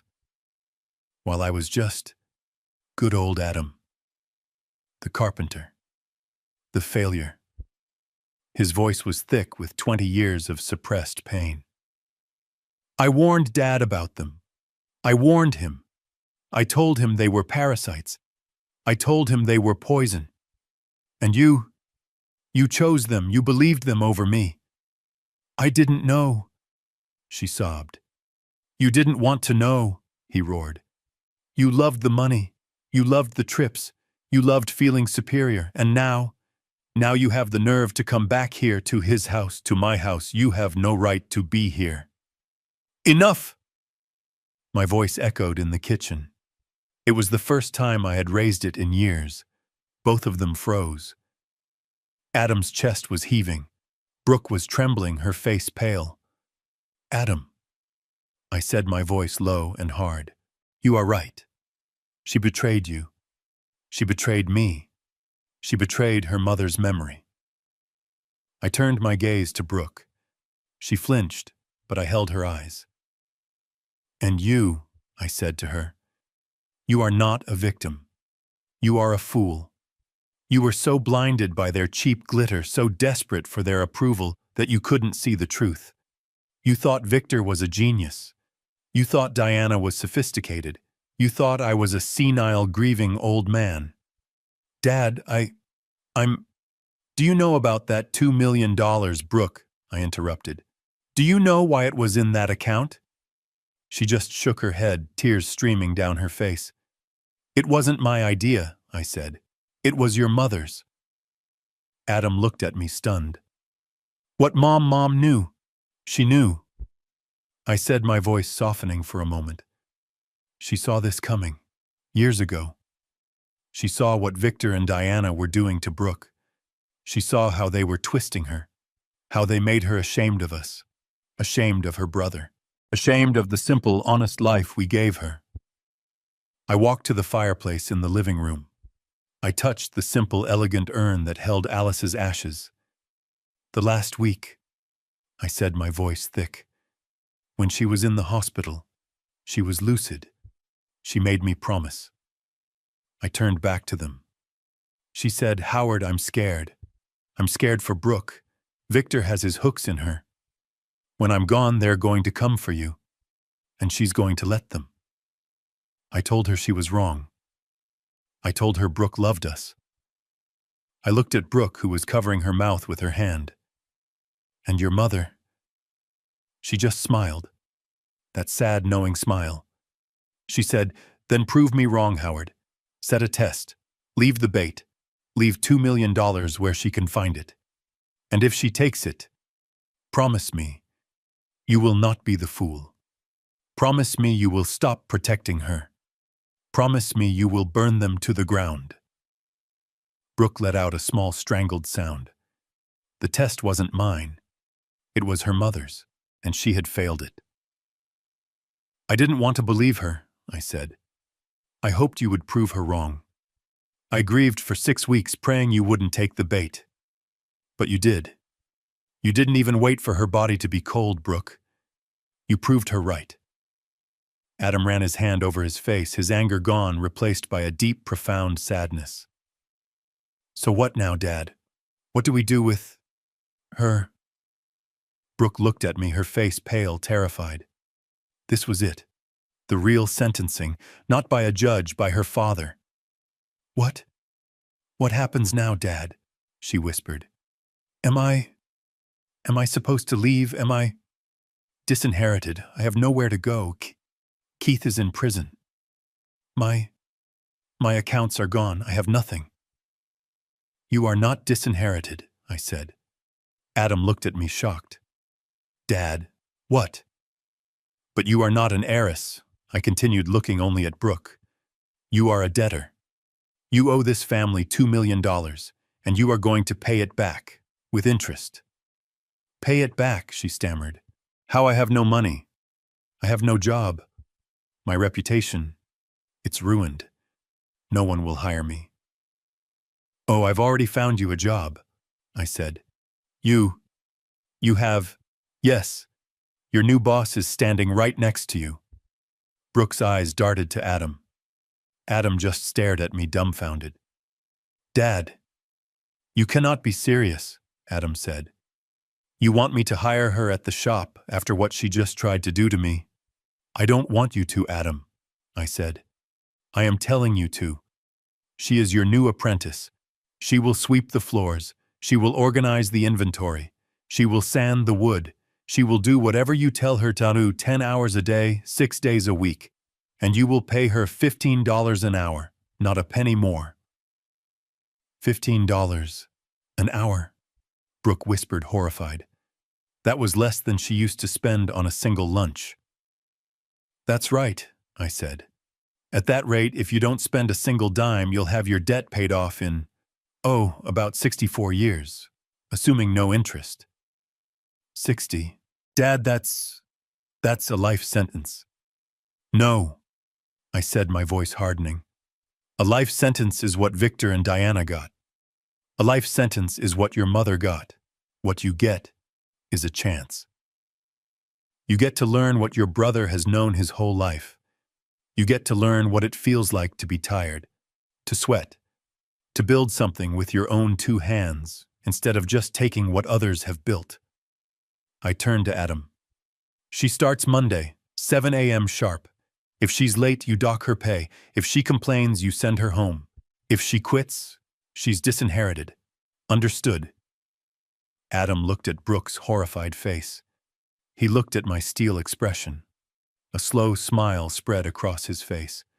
The first real smile I'd seen on him in years. 7 a.m. is generous, Dad, Adam said. My crew starts at 6. She'll be there at 6. 6 it is, I said. I looked at Brooke. Her choice was clear. A life of hard labor, or a life of nothing. You're serious, she whispered. I have never been more serious in my life, I said. Go upstairs. Your old room is still there. Your new life starts Monday. She stood there for another second, broken, beaten, and utterly alone. Then, with no other choice, she picked up her single court-approved bag and walked past her brother up the stairs. The war was over. The cleanup was just beginning. The drive home from the courthouse was the longest hour of my life. Adam drove the black sedan. I sat in the passenger seat. Brooke, my daughter, the one who had just been convicted of a federal crime, sat in the back. She was silent. She hadn't said a single word since the judge, in a moment of mercy she did not deserve, had granted her a suspended sentence. The air in the car was thick, toxic. It was the silence of a funeral. It was the sound of a family that had been ripped apart, not by grief, but by greed. We pulled up the long gravel driveway. The house, my house, looked the same as it always had, solid, quiet. But we were not the same. Adam got out of the car, his movements stiff. He walked to the front door and went straight inside, letting the screen door slam shut with a loud crack. He didn't hold it for his sister. He didn't look back. Brooke just sat in the back seat, frozen, staring at the headrest. I turned in my seat to look at her. Are you going to sit in the car forever? I asked. My voice was flat. This is the last ride I'm giving you. She flinched as if I had slapped her. Slowly, mechanically, she opened the door and got out. She looked at the house, my house, as if she was a stranger, as if she was seeing it for the first time. She followed me inside. Adam was already in the kitchen. He was leaning against the counter, his back to us. I could see the tension in his shoulders. He was gripping a ceramic coffee mug so tightly, I was afraid it would shatter in his hand. Brooke hovered by the doorway, a ghost in her own home. "What are you still doing here?" Adam's voice was dangerously quiet. He didn't turn around. Brooke winced. "Adam, I have nowhere." "I asked," Adam said, turning around slowly. He set the mug down on the counter with a heavy thud. His face was dark. "What are you still doing here? The trial is over. You lost. The game is done. Shouldn't you be running back to whatever penthouse your in-laws bought you?" "Oh, wait." He smiled a terrible, joyless smile. "They're in prison. My mistake." "Adam, stop," I said, my voice heavy. "No, Dad, you stop." He shot back, his anger finally breaking free. He turned his rage on me. "You let her sit there, you let her lie about me, and then, after all that, you saved her. You gave her a deal. You let her walk free." He jabbed a finger not at me but at Brooke. "Do you have any idea what you did?" He yelled at her. "Do you? You didn't just lie to Dad. You tried to destroy me. You sat on that stand and told the jury I was a thief, that I was trying to have our father committed. I didn't mean it." "Adam," Brooke's voice was a desperate whisper. They made me say it, Victor and Diana. They told me. They told you." Adam took a step toward her. Brooke shrank back. "They told you to betray your own brother. They told you to call me a failure. A criminal I have spent my entire life, watching you. Watching you get everything. Watching you be the golden child, the princess, while I was just good old Adam, the carpenter, the failure." His voice was thick with 20 years of suppressed pain. "I warned Dad about them. I warned him. I told him they were parasites. I told him they were poison. And you chose them, you believed them over me." "I didn't know," she sobbed. "You didn't want to know," he roared. "You loved the money, you loved the trips, you loved feeling superior, and now you have the nerve to come back here to his house, to my house. You have no right to be here." "Enough!" My voice echoed in the kitchen. It was the first time I had raised it in years. Both of them froze. Adam's chest was heaving. Brooke was trembling, her face pale. "Adam," I said, my voice low and hard. "You are right. She betrayed you. She betrayed me. She betrayed her mother's memory." I turned my gaze to Brooke. She flinched, but I held her eyes. "And you," I said to her, "you are not a victim. You are a fool.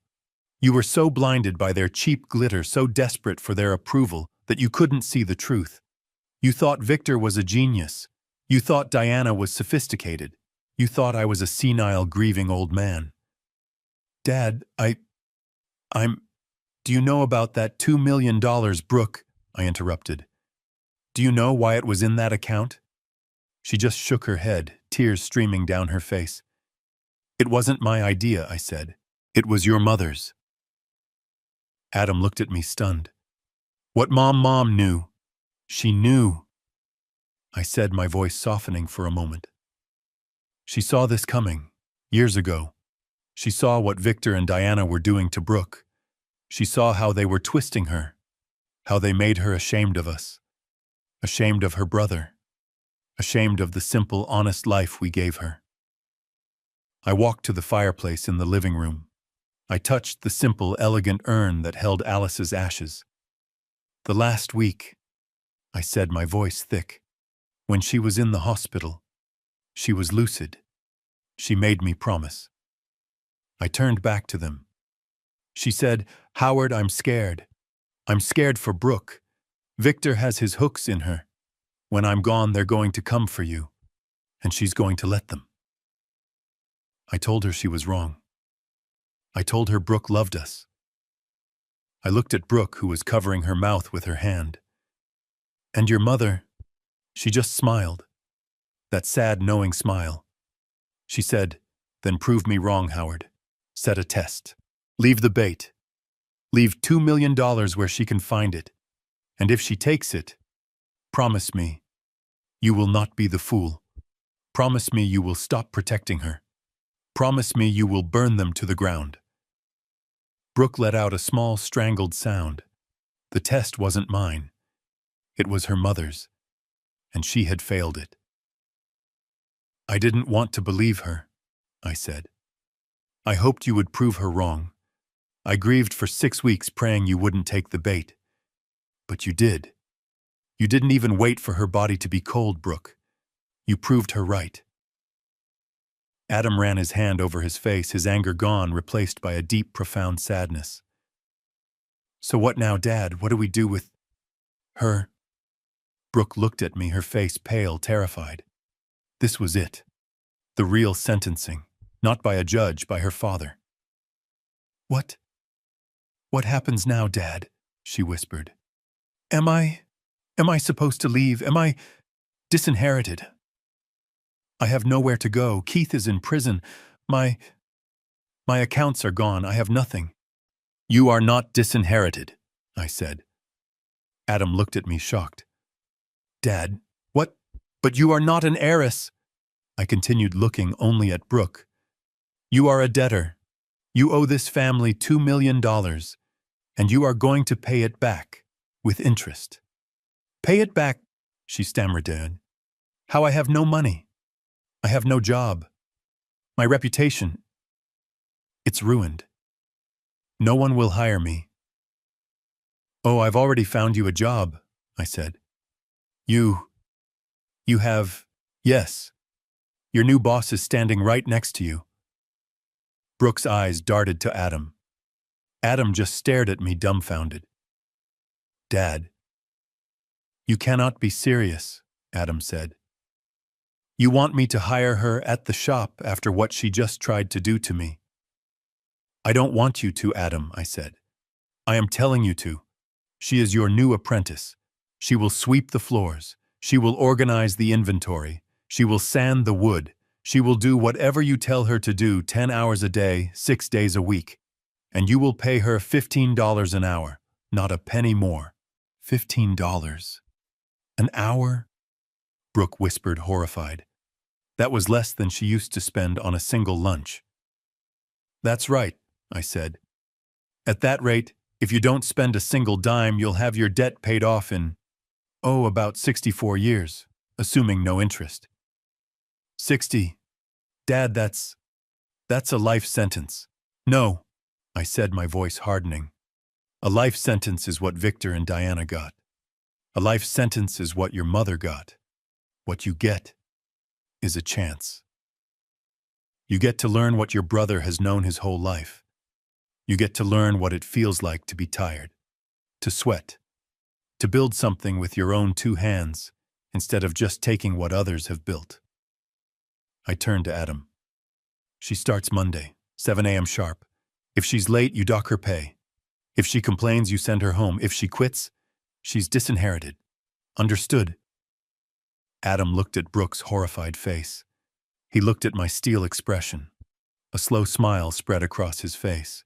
The first real smile I'd seen on him in years. 7 a.m. is generous, Dad," Adam said. "My crew starts at 6. She'll be there at 6. 6 it is," I said. I looked at Brooke. Her choice was clear. A life of hard labor, or a life of nothing. You're serious," she whispered. "I have never been more serious in my life," I said. "Go upstairs. Your old room is still there. Your new life starts Monday." She stood there for another second, broken, beaten, and utterly alone. Then, with no other choice, she picked up her single court-approved bag and walked past her brother up the stairs. The war was over. The cleanup was just beginning. Monday morning, 5:45 a.m. It was still dark, the air cold and damp. I was in my study, a cup of black coffee in my hand. I heard the front door open, then click softly shut. I walked to the window and looked out. Adam's truck was already gone. He'd left at 5:30. I watched as Brooke walked down the long driveway. She was wearing a pair of my old jeans held up with a belt. She had on an old coat of Alice's and a pair of cheap work boots I'd bought at a hardware store and left by her door. She looked small, lost, and terrified. She got to the end of the driveway and stood under the single street lamp, waiting. I had told her the city bus stopped at the corner at 5:52 a.m.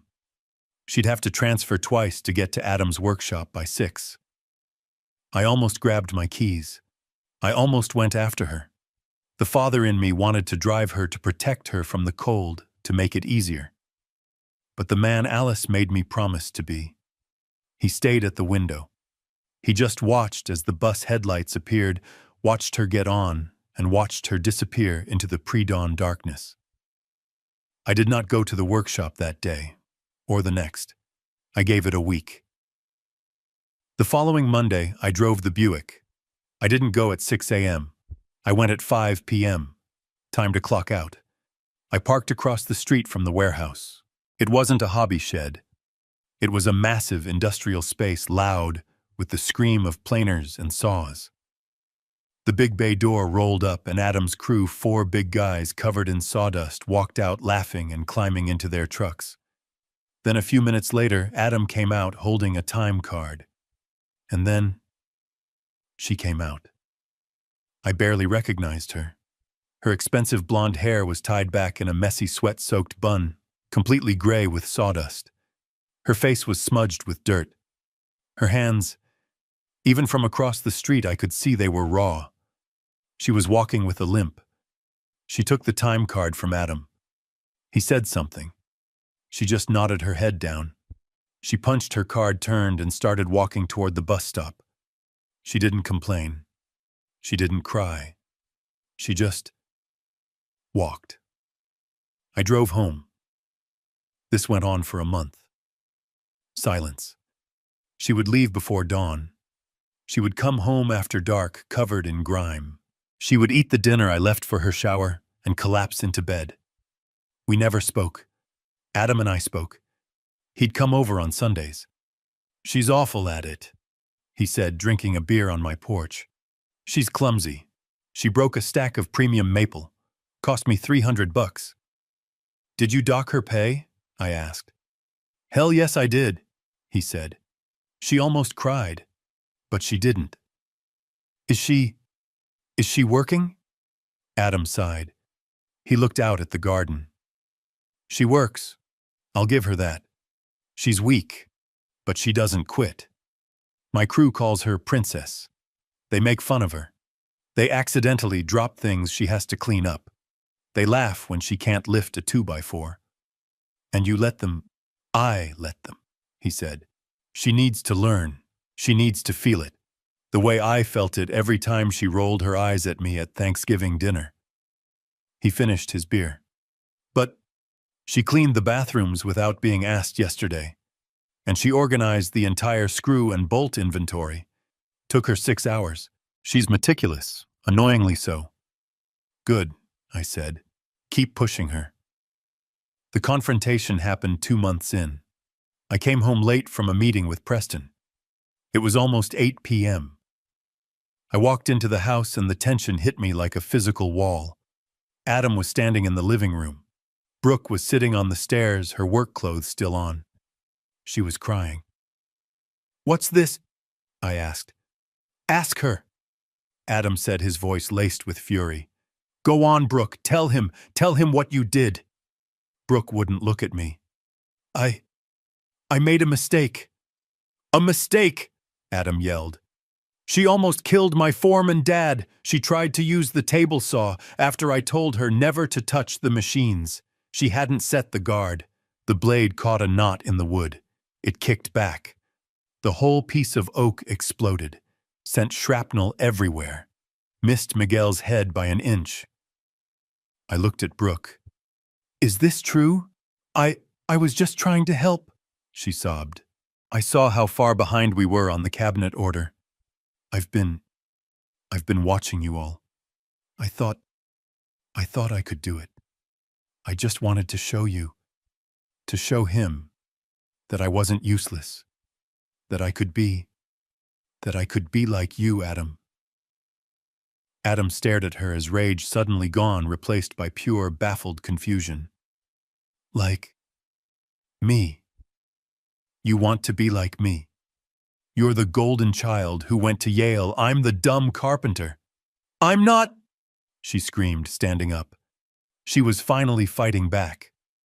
"I'm not the golden child. I'm the stupid one. I'm the one who believed Victor. I'm the one who married a weakling. I'm the one who threw my family away for what? For cocktail parties, for a job I didn't even understand, for a car I couldn't afford." She pointed at Adam, her hand trembling. You build things. You're happy. You have a purpose. You always did. I never had anything. I just spent things. I spent Mom and Dad's love. I spent your respect. I spent Dad's money. I'm just empty." She finally looked at him, really looked at him. "I'm sorry, Adam. Not for the trial. I mean, I am, but I'm sorry for my whole life, for thinking I was better than you. I never was. I'm just a fool, and I'm tired. I'm so tired of being me." She finally broke. She sat down on the bottom step and put her head in her hands, her shoulders shaking. Adam just stood there. He was breathing heavily. He looked at me lost. He wasn't equipped for this. He was a man of wood and steel, not this. I walked over to the closet. I pulled out a first aid kit. I tossed it to Adam. He caught it.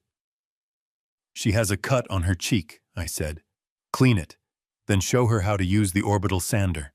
It's the only machine she can't possibly kill herself with." And Adam, he looked at me. "She's right.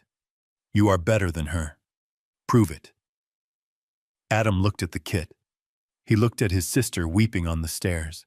He let out a long, heavy sigh. He walked over and sat down next to her. He opened the kit. "Give me your face," he grumbled. She flinched as he dabbed the antiseptic on the cut. "It's going to scar," he said gruffly. I know," she whispered. "Good," he said. "Let it be a reminder. Stay away from the damn saw." He finished. He stood up. He looked at the heavy industrial-grade broom leaning against the wall. "You know," he said, "you're a terrible carpenter. You're a danger to yourself and others." Brooke looked up, her face pale. Are you firing me?" Adam almost smiled. "No, I'm promoting you." He kicked the broom toward her. "The floor is filthy, and my office looks like a bomb hit it. You're in charge of cleanup, permanently." He started to walk away. "And Brooke, yes, tomorrow, 6 a.m., don't be late." He walked out the front door, slamming it behind him. Brooke looked at the broom. Then she looked at me. I just nodded once. She picked up the broom. She took a deep, shuddering breath, and she started to sweep. A year. 12 months since the trial. 12 months since Victor and Diana were led away in handcuffs. 12 months since my daughter Brooke walked into her brother's workshop at 6 a.m. Her hands soft, her pride broken to start her new life. I am 71 years old. The house is still quiet, but it is no longer the silence of emptiness. It is the silence of purpose. I stood in my study, but it wasn't just my study anymore. The heavy oak desk was still there, but it was now the official headquarters of the Alice Foundation.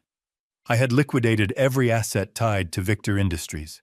The $54 million, the money built on my mercy, and his greed was now being put to work. The foundation's mission was simple, the one Alice would have wanted, providing financial education and legal aid to those trapped in relationships of financial abuse. The phone rang. It was Preston.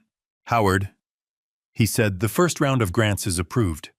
We're funding legal aid clinics in 3 states. "Good," I said. Alice would have liked that. The door to the study opened softly. It was Brooke. She looked different. Not just different, transformed. The year of hard labor had burned away the last traces of the soft, spoiled woman she had been. She was thin but strong. Her hands were no longer perfectly manicured. They were calloused like Adam's, with small, faded scars. Her expensive blonde hair was gone, cut short and practical. She wore no makeup.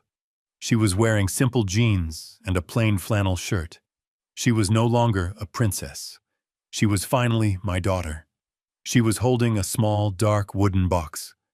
It was polished to a high gleam, the joints perfect. I made this for you," she said. Her voice was quiet but steady. "For Mom's ashes. I know you like the urn, but I thought maybe this was better."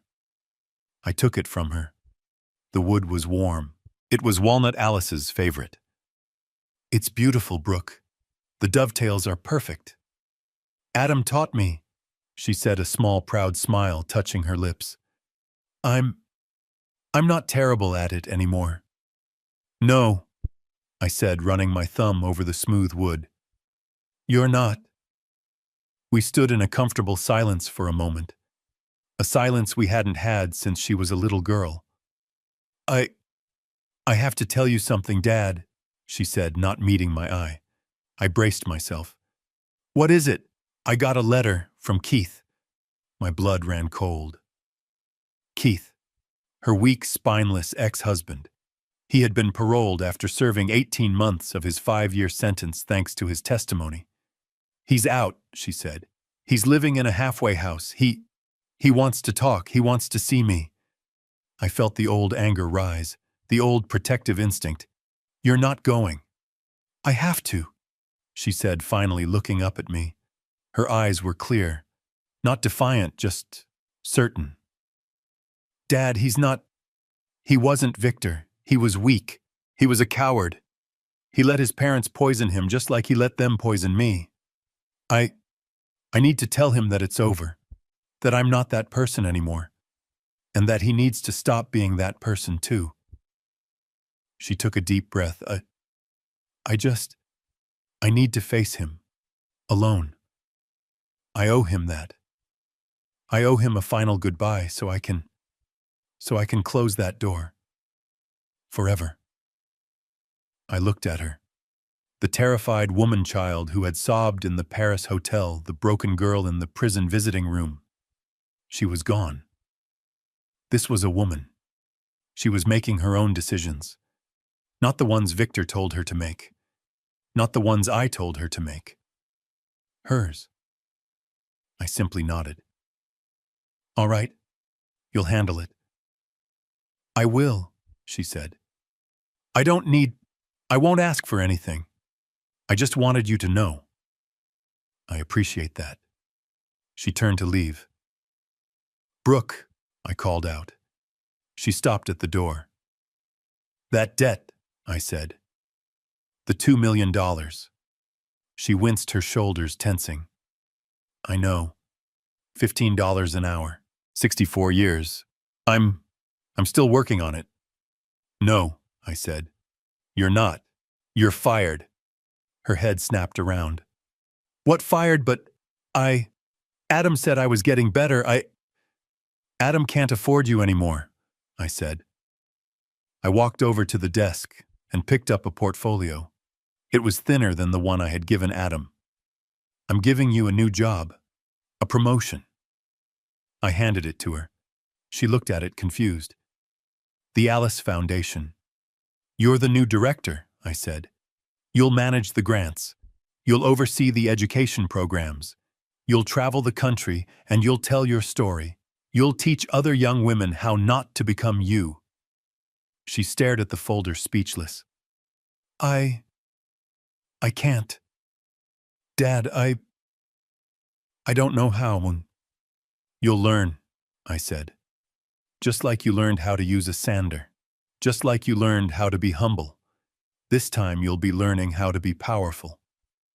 But the money, the 2 million, the restitution.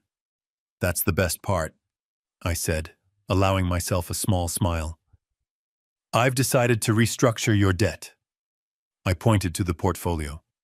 The Alice Foundation has an endowment, a trust fund, $2 million, the exact amount you stole.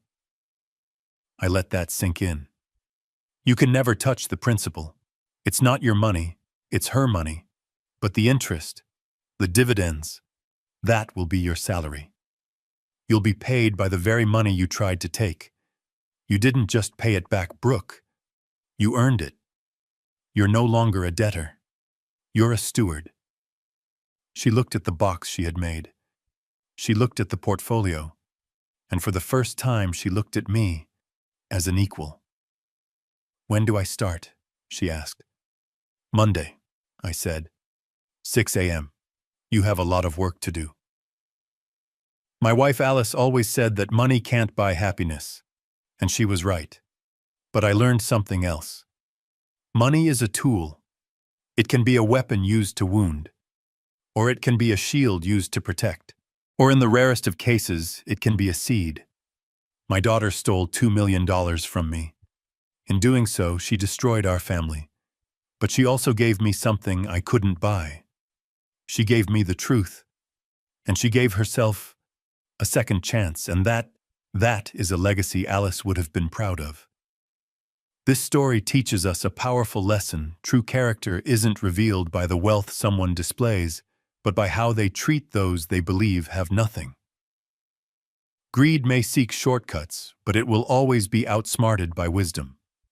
In the end, respect is not something you can inherit or steal. It is the one thing you must earn. True strength lies not in how much power you hold, but in knowing precisely when and how to use it. What would you have done if you were in Howard's place? Let us know your thoughts in the comments below.